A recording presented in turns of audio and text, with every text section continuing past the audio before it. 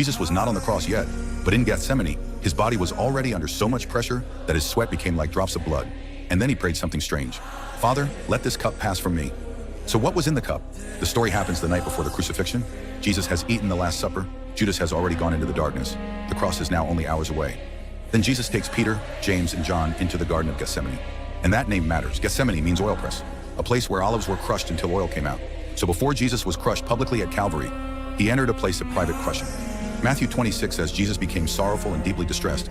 Then he says, "My soul is exceedingly sorrowful, even to death." That is not ordinary fear. That is not normal stress. That is agony at the deepest level.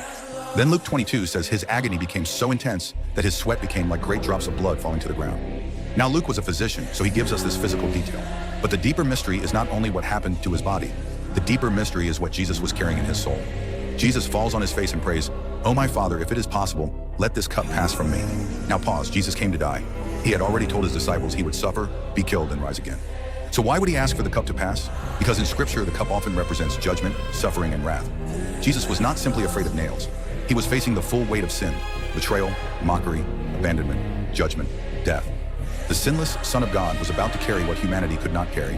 This is why Gethsemane is so powerful. In Eden, Adam faced temptation in a garden and chose his own will. In Gethsemane, Jesus faced suffering in a garden and surrendered his will. Adam said yes to sin. Jesus said yes to the Father. That is why he prayed, "Nevertheless, not as I will, but as you will." The victory of the cross began before the nails. It began when Jesus surrendered in the garden.